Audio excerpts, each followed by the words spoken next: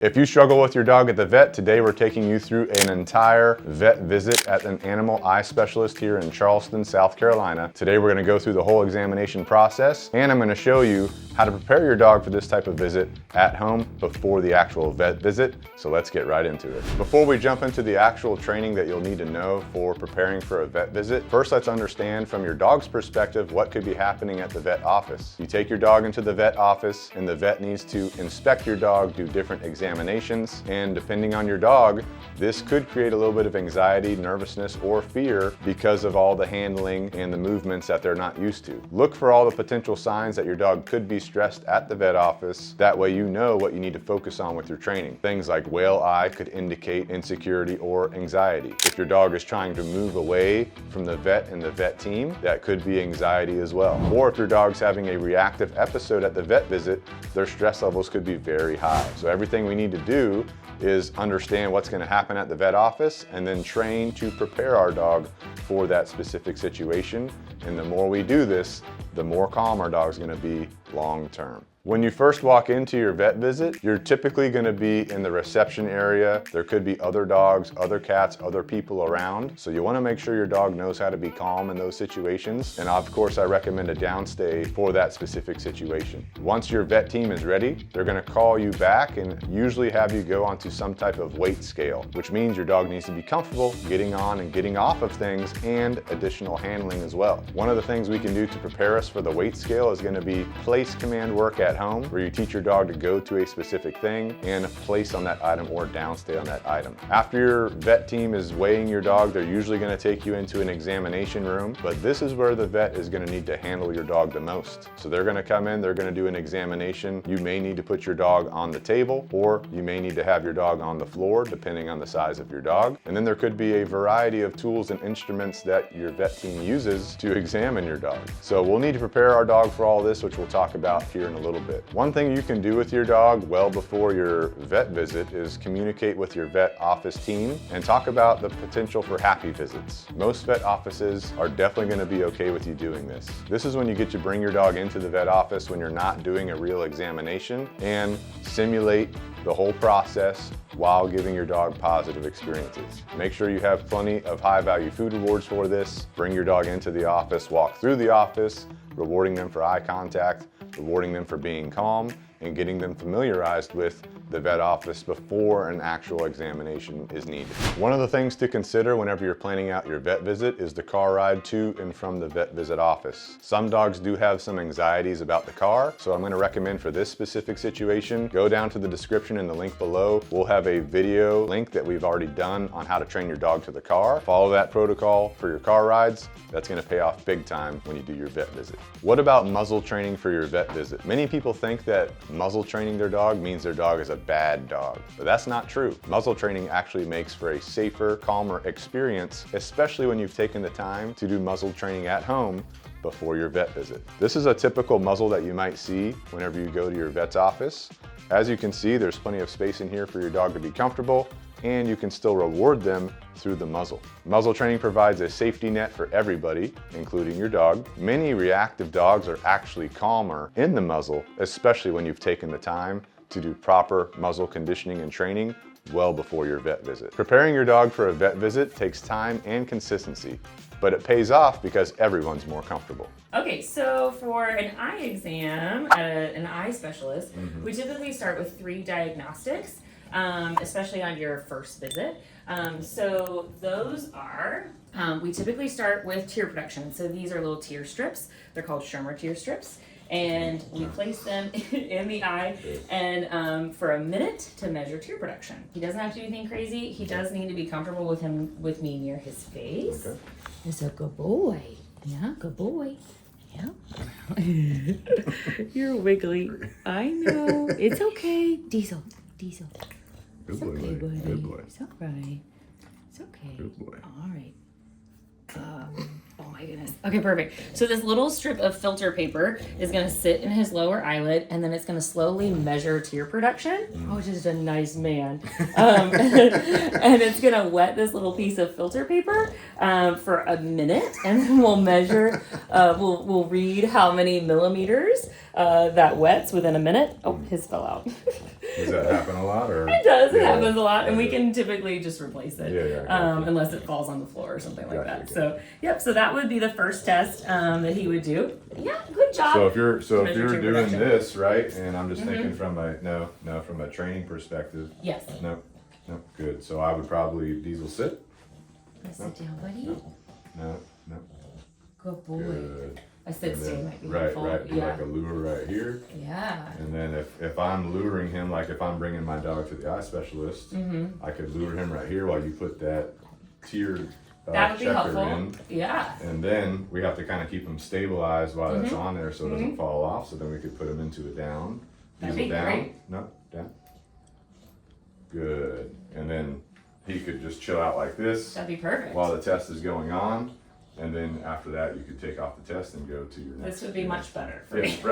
right, exactly. That would be awesome. That would be great. That would be super. So something for people at home that are Yeah. looking at it or Yeah, preparing absolutely. for a visit, or if you have a Frenchie in general, you probably need to go to an eye specialist. Yes. So Yes. go ahead and start practicing these things at home. Yeah, absolutely. And just getting them comfortable with your hands on their face too is a really big deal, because I'm going to put my hands on their face, and that's not normal. I mean, if you can Right. imagine if a stranger came up to you and started putting their hands on your Right, face right. within minutes of meeting you, that would be very alarming to you. Right. So it's strange, Yep. but it is something that's necessary for an eye exam at least, and a general vet exam, because your general vet looks at the eyes too. Right. So that's a big deal that we come in contact with it as a problem for a lot of dogs, is just being comfortable with like their face touch. So the next diagnostic test that we do as eye specialists is typically we take the intraocular pressure. There's a couple of different machines. This one is called a tonovet. It measures the intraocular pressure by the rebound tonometry is what it's called. So this little probe comes out and it bounces off the eye in order to measure the pressure within the eye. So it just comes out like this. It's gonna just calibrate. Doop. Oh, Yeah, and it's gonna come out and one of hit your- the eye like this. it's one of your toys right here. Yeah, Your it's tool fancy. toys. It's going to take 6 measurements and then do an average of those 6. You might see this in your human ophthalmologist too. This is like something that they use in human ophthalmology as well. So we can take his pressure. We can take your intraocular So you pressure. just literally push that button Yeah, you just push the 6 button times. 6 times? This So you one- want his head relatively still for this? Yes, I would, and I would also like it kind of parallel with the floor. Okay. So I'm just gonna lure here like this. Good. Now if I'm holding him like this, Good job. like this.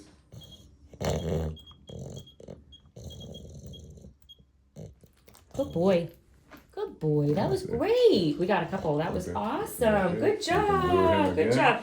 And he's got normal pressure. Okay. Perfect. Good. One thing that we kind of run into occasionally with this is that it makes a beep. And So some dogs are freaked out by the beep. some dogs are freaked out by the beep. And unfortunately, the manufacturer hasn't found a way to turn that off. I don't know why. That's interesting. But that is something that a lot of dogs don't like, is this beeping noise. Well, I'm thinking if you have a dog come in that's like in pain with their eye, and Yeah. they're not used to any of this, that's just gonna make it 10 times harder for you. Sure, Right? absolutely. Do you ever For have sure. to have a couple of vet techs in here like holding Oh, yeah. holding on and Yeah. you're trying to do it Absolutely. to get it done? Yep, Yeah. for sure. We definitely do. So even if you don't have a Frenchie or a dog with the potential to need to go to the eye doctor a lot, any dog, Any dog. you could have an emergency. So preparing them before you need it is what's going to help you the most. right? Absolutely. We saw a 1-year-old golden retriever yesterday that got hit in the eye with a tennis Wow. ball. Holy Yeah. cow. I mean, he was just playing and he got hit in the eye with a tennis Oh ball, my right? And because it happens. Yeah, It just yeah, happens. So totally normal dog, not a Yeah. dog that not a breed that we see that commonly.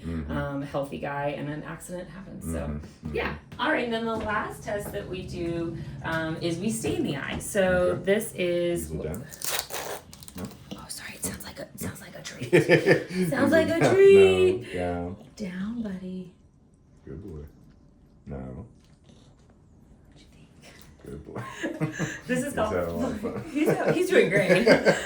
So this is called fluorescein stain. It comes in drops or these little strips. And what we do if it's in the strip is we just wet it, and then we apply it to the eye. It's going to turn the dog's eye green. Gotcha.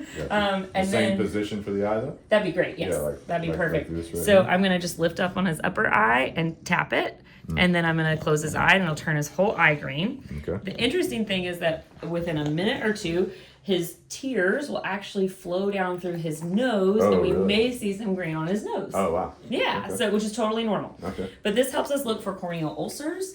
We use a blue light, and if there's an ulcer, that will illuminate in a green color. Oh, wow. Yeah. Any issues when you're doing that with some dogs that then want to come out and bite you? Yeah, occasionally, and unfortunately, because I have to be so close to their face for their exams, Right. then we have to use a muzzle. Yeah.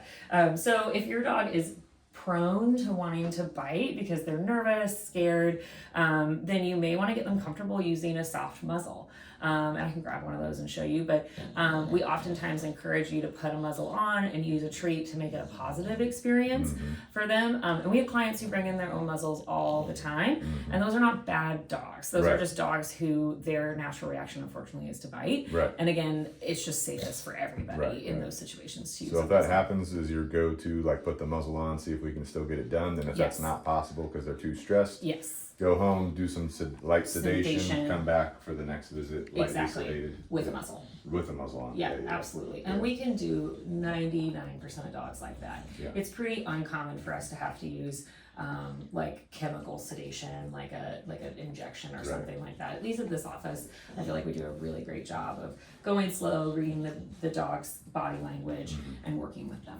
Are we able to see the green eye, or is that time already passed? Or? Yeah, it's kind of green. I saw it a little bit while we were talking. What do you think? Is it kind of green? You check it like this? Yeah, and we use a cobalt blue light to look, and he doesn't have any ulcers, so he's not going to have anything that glows really well. But you can kind of tell a little bit that he's got some stain glowing around the edges. Yeah. Do you have any in your nose? No, you don't have any coming out your nose. We can do my dog too. He might have better. So interesting. So there's a tear duct that goes down the nasolacrimal duct, basically drains tears from the eye down through the nose. That's how your tears, the plumbing of your tears, kind of exits the surface of the eye. Yeah. And when we made dogs with really short noses, when we made these mushy faced dogs, we kind of messed those up a little bit. We kind of squished them all up, so they just don't drain tears as well. So it's one of the reasons that you commonly see these dogs have some tear staining on their eyes. Sometimes that's a medical issue. Right here, like this goop crust. Yeah, that they get. and sometimes it's just a factor of they don't drain tears appropriately, and so they're going to fall onto their face. Gotcha. Because their noses are smushed. Right. Because we mess with that tear plumbing. Right. And this might just take a minute, but take a second. Put your nose down. Who's your good boy? Who's your boy? You need to rinse it. Get a little rinse. Yeah. And that's the same way someone would rinse their dog's eye if they were out in the field. Yeah, absolutely. I encourage a lot of people who do like hunting and field work, or just honestly, if you go to the beach a lot, to get a bottle of eye wash. And it's like this. That one's kind of hard to find. That's like you can buy these on Amazon. Right, but this bottle design with a little. And that one's kind of a little harder to find, like at the pharmacies locally. But you can buy it on Amazon if you like that kind of curve thing. But you can also just grab a bottle of eye wash at the pharmacy, and it kind of looks like a contact solution bottle, and so that can squirt too. Spray it right in there. You can spray it right in there to rinse your dog's eyes after you've been out and about, and that's a really good idea. You'd be amazed at what comes out of dogs' eyes. You want to angle your dog's nose down when you do that to allow gravity to help flush the eye. Where in the eye you would spray that? Yeah. It's just in the corner of the eye? I like to do the corner. Yeah. There's really not a big right or wrong way, but I like to do the corner up here, and just flush, and again pointing his nose downward in order to flush things out with gravity. Okay. Yeah. And then everything just flows out. Yeah, exactly. Okay, bud, has your nose gotten green yet? Let's see. There we go. So we can see how tears drain. He's got green nose. It's kind of cool, right? Oh, yeah. So it's called a Jones test, and that's because, again, tears normally drain from two little holes in the inside corner of the eyelids down the nasolacrimal duct and through the nose. Gotcha. So after you do these tests, is the average dog done and they're checking out, or what happens next? No, then we do our exam. Okay. So there's two parts to an exam with an eye specialist. There is an exam with with a microscope. This is called a slit lamp, and this is going to look at the front half of an eye. So it's going to look at eyelids, cornea, anterior chamber, lens, and then there's the back half of the eye that we use this funny hat. It's a headset to look at. So this is going to look at your optic nerve and retina. So we turn off the lights typically, but I won't do that for the purpose of the video, just so that it's easier to see. But basically, we oftentimes will do ours seated so that we are more stable. So what's his head need to do? Same kind of position? Same position, exactly. Perfect. So he is going to hopefully sit nice and still for me, and I'm going to get pretty close to his eye. Good job, Diesel. Great job, buddy. Good boy. And I'm going to use my microscope. No. It's okay, Good boy. bud. Good boy. And a couple of different ways. Oh, you don't want to do it. I know. Is your patience done? He's Your good, he's patience good. done? You good boy. But essentially, I'm going to look at both eyes. Good. Good. Diesel. You. Good. Down. Good job. Good. Good. It's helpful to have him at the front of the table and again have his head pretty still. Oh, good job.